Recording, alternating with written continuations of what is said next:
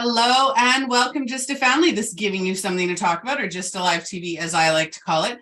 I'm your host, Melissa Krechler. Today we're going to be talking about how to take a compliment, and who doesn't want to know how to take a compliment. Today's sponsor is Phoenix Identity. Are you sick of being emotionally triggered? Do you feel like you aren't enough and you're always battling with your own emotions and mental health?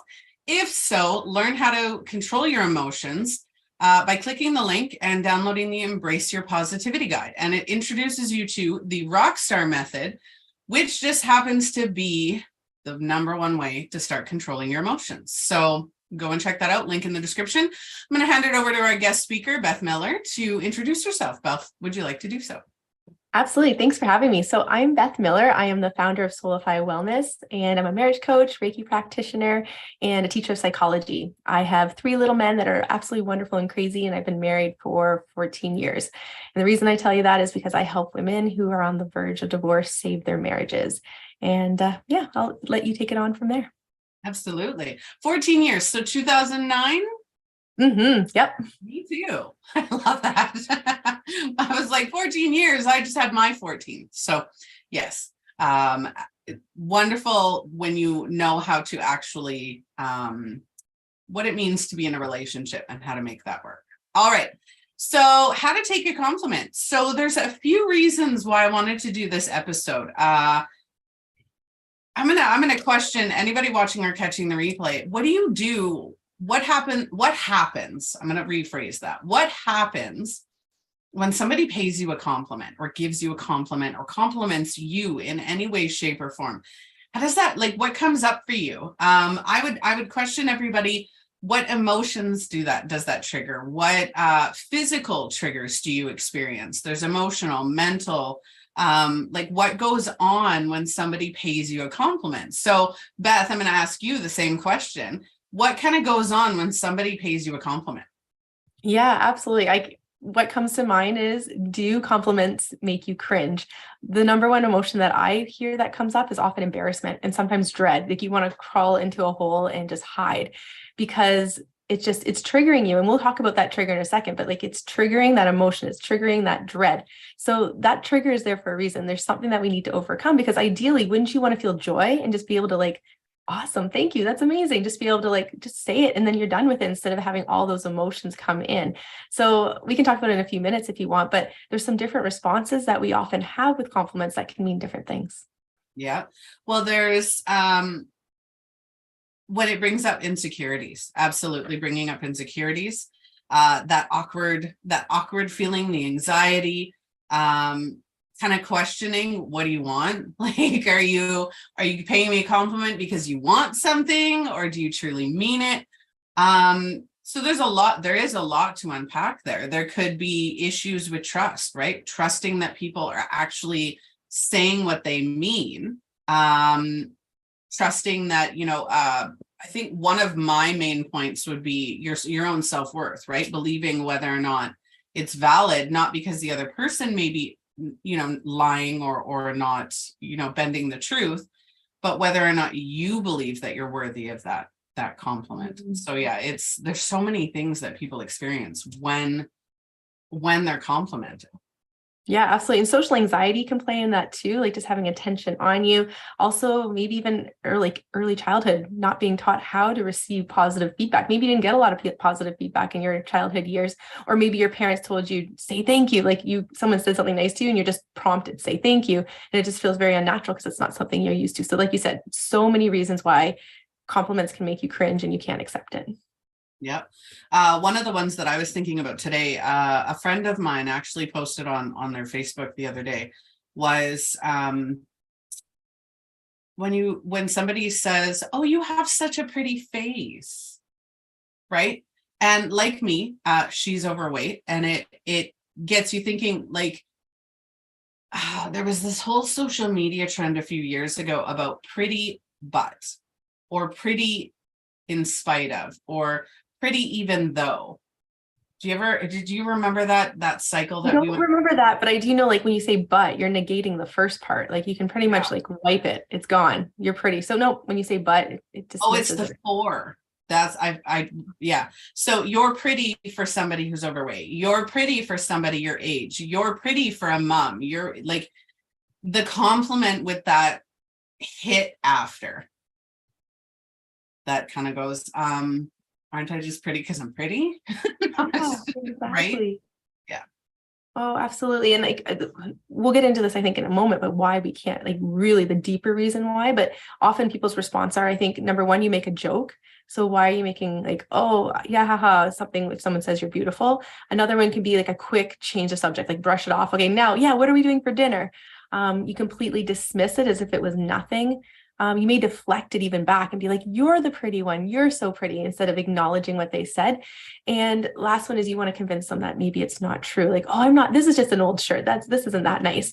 And I think one thing we don't consider is the giver of the feedback, the giver of the compliment. Like, they want you to receive it. And what you're doing is you're just projecting it back onto them. Like, you're just pretty much telling them, no, I don't believe it. I don't really care that you said it. Like, we don't mean to do that, obviously, but there's a lot to do with the giver who had the courage or just had the like inward gift to be like, hey, you are beautiful, or you know what, you are great at that, or you are helpful, or you are strong, you are smart. Like, there's a reason they're saying it in an authentic way, and we want to take it as authentic and not try to read into it based on past trauma. Yeah. And for anybody watching or catching the replay, one of the ways you can identify whether you or how you take a compliment is take a selfie or look in the mirror and, compliment yourself and see what your reaction is. See what triggers that reaction, how it feels, where it feels, because that will determine, what's holding or what beliefs are in there, what triggers or traumas are in there to say, hey, my teacher once told me I was pretty, but at the same time, he was like touching my shoulder really creepy, or, there's so many different experiences that can trigger that inability to take a compliment. Yeah, what we have to do is totally dig into it. I say triggers are our gifts. You get triggered. Like, we want to run away from fear, anger, sadness, but it's a gift. It's like, hey, you're not listening to me. It's your subconscious being like, listen to me. You know what? I'm giving you this feeling of embarrassment right now because you need to look at this. You need to look at why you're embarrassed that someone just told you you're really smart.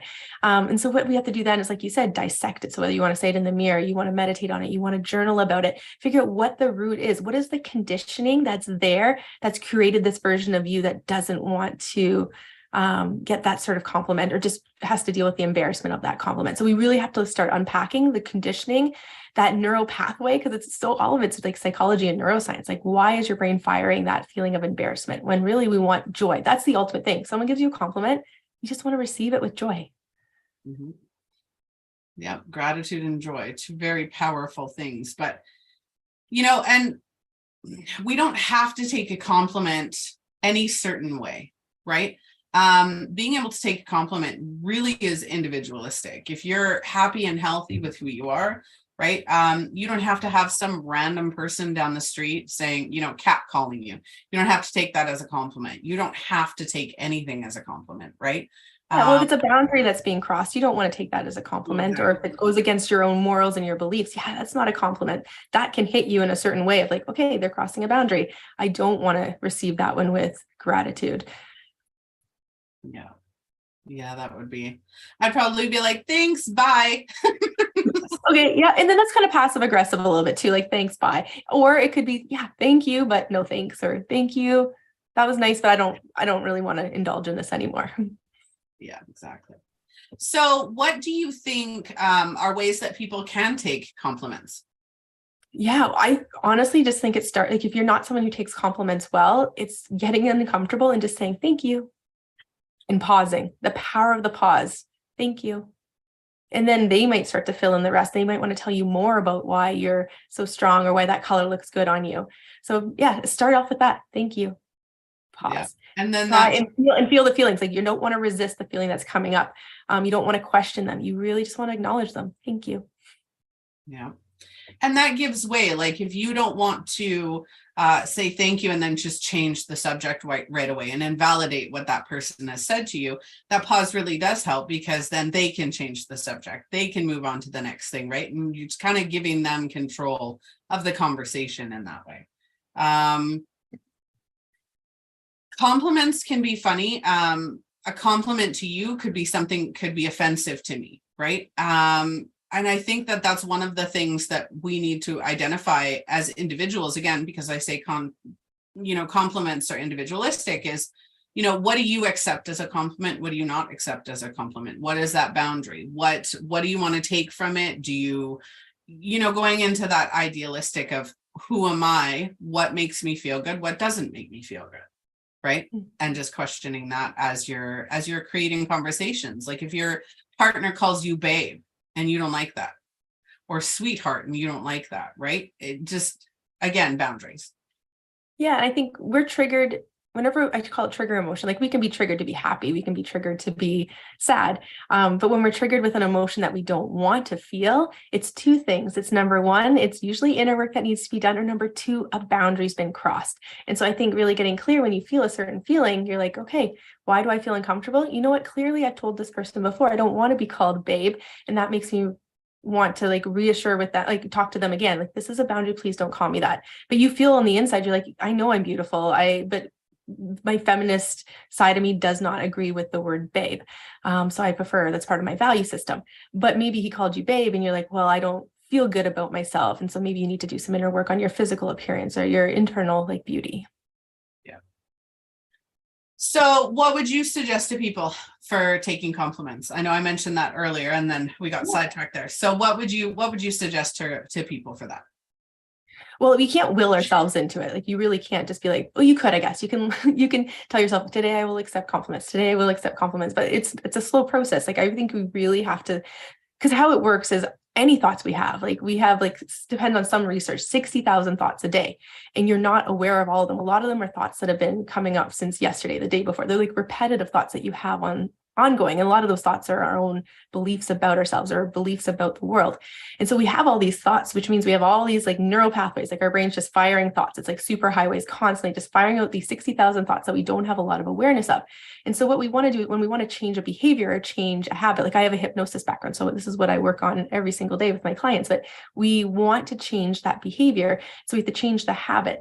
And so number one, we need to start to prune that neural pathway that's been firing the I'm not good enough. So when someone gives me a compliment, they're trying to make me feel like I am good enough, but I have this thought it's been driving for years. I'm not good enough at math.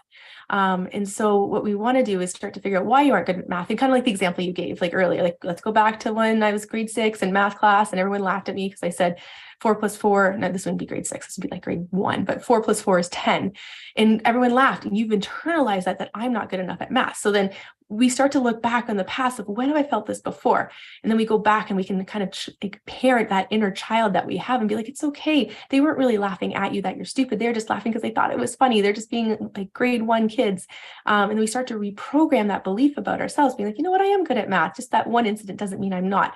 And so when we start to create that new story, it creates a new pathway. And it's that pathway is kind of like gravel. It's not super efficient. You don't take it all the time. But what happens is over time, we start to use that gravel road more, it becomes paved, becomes a highway. And then it becomes a super highway. Yeah, I am good enough. I am good enough. I am good enough, which means you can receive the compliments. But then what happens to the pathway that used to be not good enough? Our brain is super efficient and it does something called pruning. We save all our history facts. We save all our calculus facts. But our brain is so efficient, it prunes it and it stores it in the 95% of our subconscious that we don't have access to readily every single day. And so what we want to do, that not good enough then gets pruned. It's not there. That highway doesn't exist anymore. And then it's good enough, good enough. And so then you naturally start to have to integrate the ability to just say thank you, sit in that awkwardness. But then as you integrate, you actually believe it. And then you can reinforce it the more you start to receive compliments. So that's what I suggest, is doing some of the inner work instead of just willing yourself. Because if you're tired, exhausted, stressed, you may not be able to receive that through willpower. Absolutely. I'm one of those people, I don't like taking compliments. And so that's one of the reasons why I was like, oh, this would be an epic episode, right? Is just that whole compliment, right? I think one of the things that for me that I want to point out is that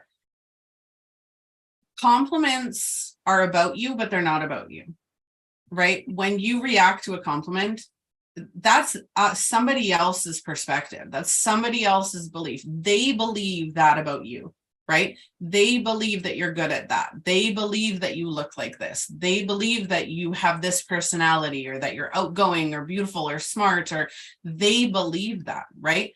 When you tell somebody something, you don't want to have it invalidated because it's true for you, right? So if I look at my best friend and I'm like, you're gorgeous, like you're stunning, I love you, you're beautiful, right?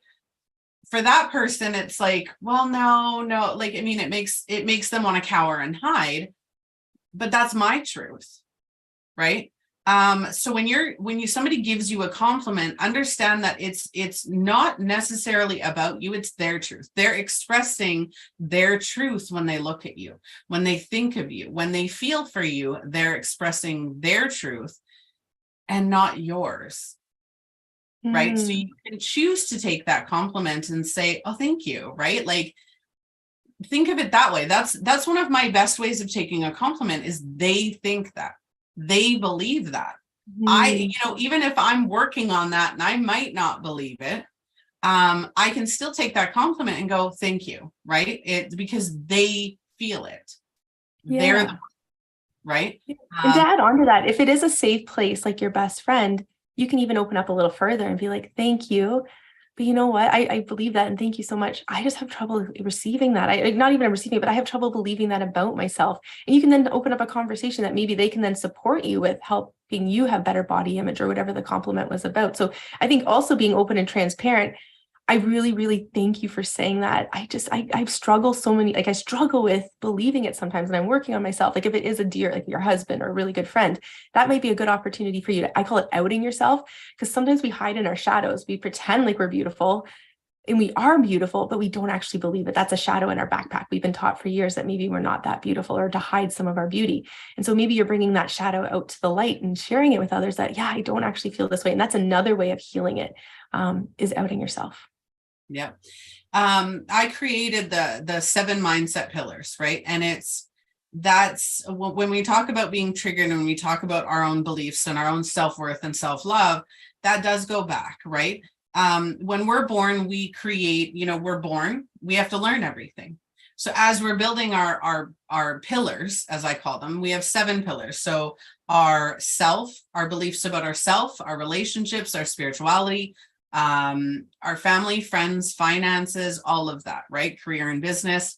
Those are the 7 main, most important areas of any individual's life. And so we start creating these beliefs in there. And again, like we were talking about earlier, right? That 4 + 4 = 10. There's individualistic experiences that we have, whether it's something someone said. It doesn't even have to affect us. It could be something that we've seen. One of my greatest fears is losing my husband. And that's because my mom, my aunt, my grandmother, all like my other grandmother, majority of the women in my family have lost their husband. Right. And so it's not even something that I experienced. I watched other people experiencing it. Right. And it was a pattern for me that I noticed and I brought it forward. It's different now. Obviously, I know about it and I'm a mindset expert, so I know how to work through it. But again, we create these pillars that are filled with beliefs. We can't be with a certain person because of religion. We have to, our self-worth, if you grow up, my mom used to tell me, growing up,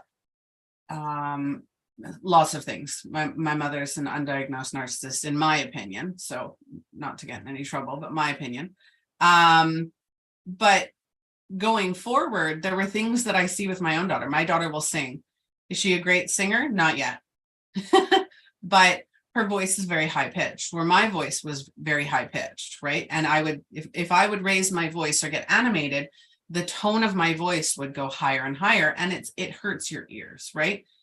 So I grew up with this, awkward anxiety, confidence issue around my voice, right? Even when I talk, I do a talk show and I don't like people hearing my voice, and I do a talk show. So obviously I've gotten over that, but I see with my daughter, she has my tone. And so people will be like, Bella, be quiet, your ears hurt, you're hurting my ears, or tone it down, or don't get so excited. And I'm like, no, stop right there, right? Because I know how my confidence was impacted with what I was told growing up, right? So understanding again. So I think I'm just reiterating that, those life experiences that we have really, really impact how we believe ourselves, how we believe what other people are saying, all of that comes down to what we've experienced. And you're right, changing those, we can't change the experiences, but we can change how our emotions react to them. We can change our perception of them. Instead of me feeling bad because my mom and everybody else would, bring down my voice, I now know not to do that to my daughter. Right? I know now how to help her with her voice so that she's confident and comfortable with it. I love that you're ending the cycle. That's very, very good for your daughter. One other thing I just thought of as you're saying all that is, depending on the compliment, you may receive it really well from certain people, but not from others. So if someone were to say, "You're so helpful," you might receive it really well from a certain coworker, but maybe not another coworker. Or you may not receive it well from your husband, or you may receive it well from your best friend. So something also just to have that awareness. The key to all this is awareness. Really when we're trying to do self-work, we want to be aware of, oh, okay, I didn't actually receive that as my authentic self. And we can talk more about authentic self if you want, but yeah, check in with practice, write a bunch of compliments down and just think about, hey, do I receive this from all these people? Oh, I don't receive it from my husband. Okay, I need to work on that. Yeah. Or even switch it, right? And ask for it differently. There's no harm. There shouldn't be any harm. And I'm not going to say there's none, because you can't control what other people do. But there should be no harm in saying, like we talked about the babe or sweetheart, right? Having that conversation and go, you know what, that one really, I don't like that one, or that makes me uncomfortable. And switching it around so that you can work on yourself while also asking other people to help you respect your boundaries, right? What was I going to say? There was another thing in there. I can't remember now. Is there anything else you'd like to add before we get going? We're getting close to that time. So yeah, you know what? The compliments, it's very surface. It's such a surface thing. But if you start to get curious about that compliment that you're having trouble receiving, it grows roots and it goes down deep. And there's such empowerment in figuring out what those roots are leading to. You don't need to know exactly the memory, but if you can kind of get to the core belief of, oh, you know what, this makes me feel not safe. This makes me feel not good enough. This makes me feel like I'm not in control. This makes me feel like I'm a fool. This makes me feel like I've settled. So getting to those core beliefs is what we really need to, that's the big mind set shift when it comes to those compliments. It's just getting really curious. Yeah, absolutely. All right. So I'm going to say it again. Is there anything else you'd like to add before we get going? Because I know you have to be out of here before 3. So what? I think that's it. I say just take your power back, really get curious. And I think that's really start, like I said, awareness. If you are aware that a compliment doesn't feel right, you feel it brings up shame, guilt, you can't believe the compliment, then that's time to explore it. Take your power back over it. Yeah. So we've talked about awareness, right? Even just acknowledging how something makes you feel. That has to be the number one point. My Rockstar method, that's literally the number one, is recognize how you feel, recognize what's going on with your body. So understand that that's however you're feeling is triggered by something that's happened before or something that you feel. Remember that a compliment has less to do with you and more to do with the other person. So that I think that right there is one of the biggest changes you can make in how you take a compliment. Is it's their thoughts, their beliefs. And you can use that as a mantra and just say, this is what they think, right? And validate their thoughts, right? And say, oh, thank you for saying that. I really appreciated it, right? Or whatever, however you want to say thank you. You can even just leave it as a thank you and a pause, like Beth said. All right. Well, that is the show for today. If you guys have any questions or concerns and you want to reach out to either myself or Beth, please make sure you do. Our links are in the description of this episode. Our sponsor is, of course, Phoenix Identity, which just happens to be my identity coaching baby. If you want to go in there and download the Rockstar method and learn how to control your emotions and understand what they mean for you and start processing them, you can do so through that link. And yeah, thank you so much, Beth, for joining me today. Oh, this was fun. Thanks for having me. All righty. Well, that is it, Just a Family. If you want to be a guest on the show, if you want to be a sponsor, blogger, guest speaker, or if you want to see a topic featured, please reach out to us at justalivetv.com. Share the love, follow, and share across all of our social or podcasting platforms. And yeah, I'll see you all in the next episode. Thank you.